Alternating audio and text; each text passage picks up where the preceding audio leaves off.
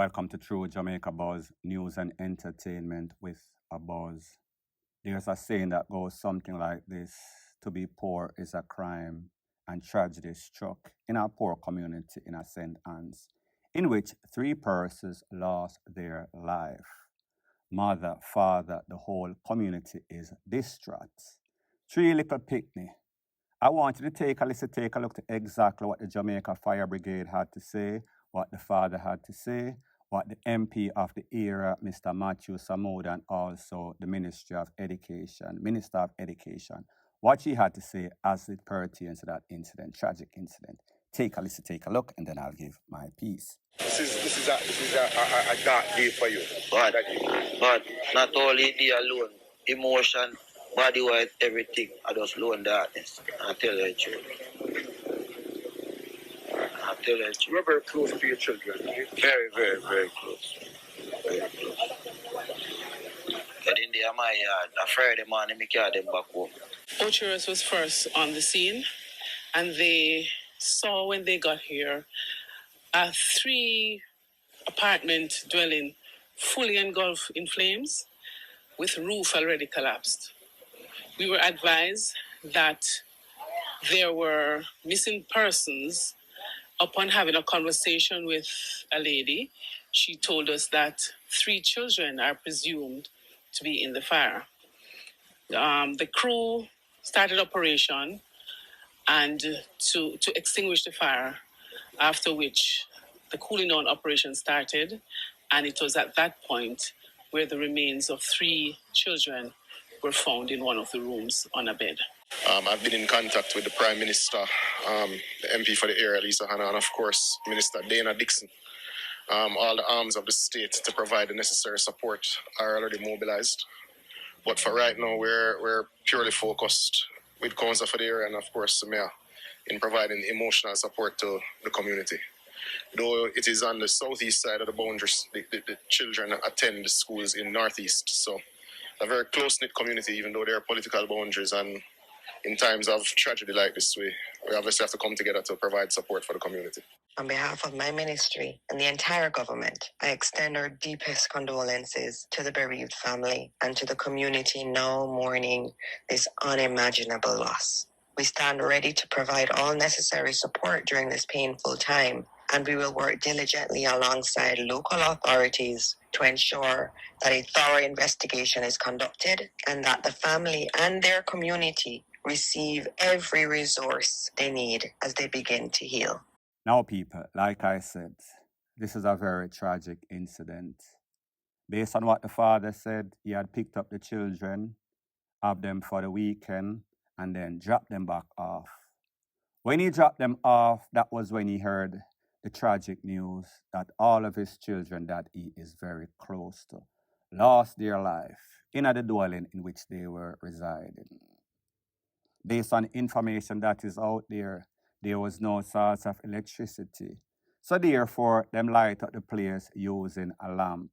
It seems as if one of those children lick over the lamp, or the lamp catching on some sort of clot, and then the fire started. And when the fire started, it was taken to the furthest extent. All of these children lose them life. More than likely, burglar barred upon the house, so they could not escape. More than likely, adults that were there saw the fire, could not help them. Don't know the circumstance, like I say.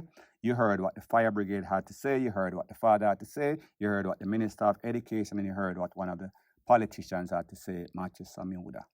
People, this is a very tragic incident again and again. It seems as if parents were missing. Sometimes the parents them have to go out and work and them leave the pit them alone. It is not a wise idea to leave children in the house by themselves, especially when they are very young. It seems as if that is the case. In this case, they could not help themselves, they could not assist themselves, they could not save themselves, and nobody else could have saved them either. Very sad situation indeed. Point blank and period. Nothing like starting off the day with an accident. This accident, as you see, involves a bus, some light posts, utility posts like them call it, and what seems to be a Mark X. Seems as if the Mark X was going at an excessive speed, and you know, like them say, speed KILLS. Don't know if anybody actually lost their life. However, you notice that madmen in a Mark X are the ones that are causing the most problem and chaos on the roads of Jamaica. Such is the case in this case, point blank and period. So the next thing that is popping in the news is a viral video that is making its round all over social media, in which some prisoners are seen having some sorts of hairdressing salon in one of those penal institutions in Jamaica. Here is the actual video. Take a listen, take a look, and then I'll give my piece.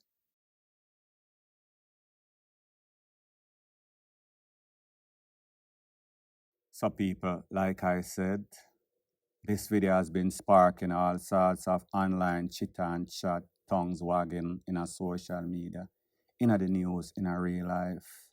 And persons are saying that, hold on a minute, aren't these the same sorts of gangsters that are always out there, homophobic as hell?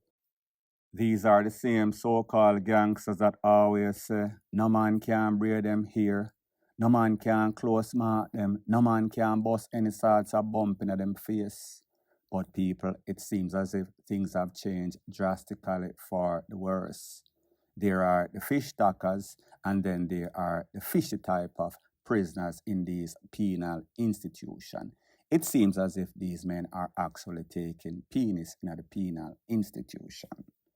Now, there was a time, even if you was in some sort of jail in a foreign country, specifically America, you would see some Jamaicans getting their hair braided, all sorts of hairstyle, and people are say, about our grounds out, this man grounds out. But people, like I said, with this new generation, it seems as if everything is acceptable, everything is tolerant. They have become the type of people that say, listen, we can coexist even if we are straight or even if we are fishes. And this is yet an straightforward example that Jamaica really gone to the dogs or gone to the fishes. Point blank and period. So the next thing that is popping in the news, it is called The Truth Will Always Come to Light. And it seems as if Shabdon is about to bust the case again. He was charged for triple murder in a place called Rose Heights, that is in Montego Bay, in which 5 persons were conned up. 1 person lost their life immediately. 2 other persons lost their life battling in the hospital. Shabdon and the next individual was charged. The witness that claimed that he was there saw Shabdon went on the execution. He was supposed to be the witness, key witness for the case against Shabdon. In case you did not know, Shabdon was caught in a vehicle with an ex-individual. He was charged for illegal firearm, illegal ammunition, rape. That person, surprisingly, took the rap. Shabdon was held later on in this case of the triple takeaway. 5 people get caught up in a roadside, some sorts of party. So based on what the prosecution, DPP's office is saying, when the trial was supposed to start on the 8th of January, postponed until the 19th of February, is that they're having problem locating the key witness or one of the key witnesses in the case. Based on what they say, there is some complication because the key witness is on a next case in America, and they don't know if they can get him to come to Jamaica to testify, or they will have to do some sorts of Zoom meeting, Zoom testimony where he can stay in the presence of his cell and then testify, give all the information that he has. Now, people, they did not say who this key witness is. All their intelligence officers on YouTube pet detectives did not say who the key witness is. Well, people, based on information that I am getting, and I am going to say, alleged to say on the safe side, it is said that J-Man is actually the key witness. And I know that a lot of you, if you've been watching YouTube, watching all these crime channels on YouTube, you would know that J-Man was around Squash. J-Man and Squash's name was called up when there was a double takeaway in a Fort Lauderdale, in which a man, I think his name is Muscleman or something like that. Him and the next individual was blazed up with some sorts of tall rifle. Squash's name was being implicated. However, they officially charged J-Man for the double. It is said that he is looking at life. Maybe lethal injection, because Florida is one of those states for that takeaway. So I'm saying to myself, hold on a minute, what's the link with that incident and J-Man? Two Fly is the girlfriend of J-Man. Two Fly is one of those individuals, the girl that lost her life in that incident in a Rosite in, I think, May 25th, 2022, don't quote me, somewhere within then. So after the incident in a Rose Heights, where the prosecution said they have a key witness, J-Man take himself from Jamaica flight because he said that he was afraid for his life, reach over Florida, getting a problems over, big problem as it pertains to that double takeaway where Muscleman lost his life amongst the next person. The case is not looking too good. It is said that J-Man had some sorts of public attorney, no sorts of paid lawyer. Squash turned him back. He was fighting. He was defending Squash's property as it pertains to some sorts of DRUGSR gang war, 6 versus the world. So I'm saying to myself, then hold on a minute. How is it that the prosecution, the DPP's office, did not disclose who that key witness was and that key witness was actually J-Man?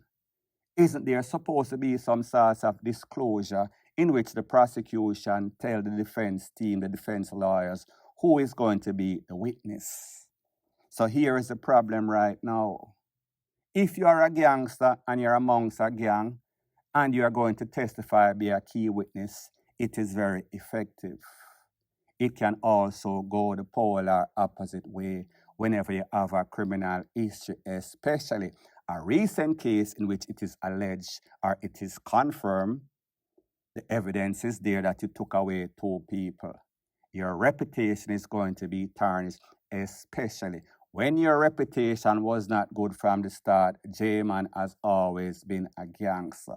So I say this to say that the fact that him take himself from Jamaica, reach America, get himself in a SHIT load of problem where he is facing double life, maybe even lethal injection. What kind of incentive can the DPP's office use to motivate a man like this that think that most people don't know that he is the key witness, in which Squash was also implicated? I am wondering to myself, I wonder if Squash knew that J-Man was a key witness, J-Man was a snitch. And isn't it ironic that the same people that you hear out here tell people, say, informer for DEAD, rate, them not spar with the informer, they are sparring with some of the biggest informers and hypocrites in the gangster world that preach one thing and practice something polarly opposite.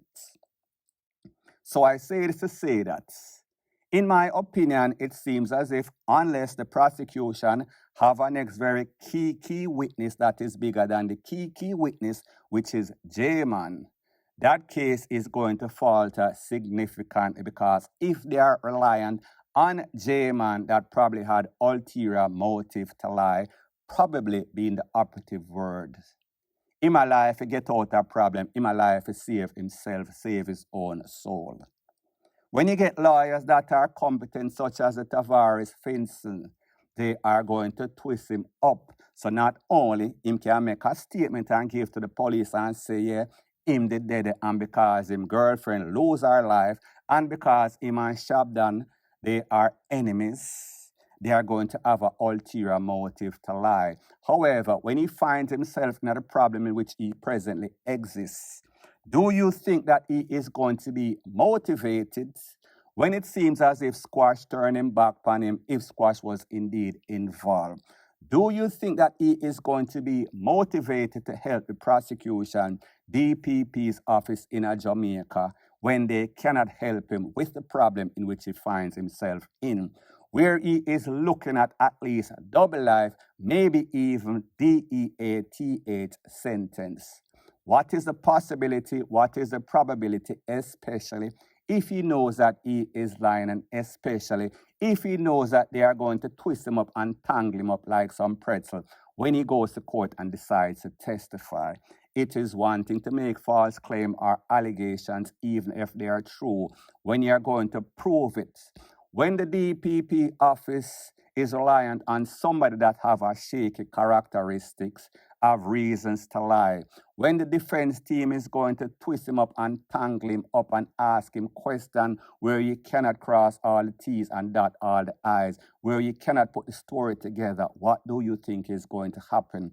At this point, based on all the delayed tactics that we see being implemented by the DPP's office, Paula Llewellyn and her friends, it is hardly likely that this man is going to be an effective witness. So the possibilities are, unless the DPP's office have a next key witness that is effective, more than likely Shabdon is going to walk based on lack of evidence, based on lack of credibility. And this is not to say that Shabdon is innocent or an altar boy by any stretch of the imagination. Like I said, it is not what you claim, it is not what you allege, it is not the allegations. It is what you can prove without a shadow of a doubt, especially when it comes to MURDER, especially if the suspect have an alibi, an airtight alibi, and if the witness is lying and cannot dot all the I's and cross all the T's. More than likely, Shabdon is going to walk. More than likely is the operative word. Anything can play when it comes to foul play, when it comes to MURDER, when it comes to the system in Jamaica, point blank and period. So anyways, people, thanks once again for checking out my video. If you appreciate videos like these, please show your appreciation by liking, commenting, sharing, and subscribing to my channel. That is how YouTube promotes videos like these to like-minded, sensible persons like yourself. Bless up.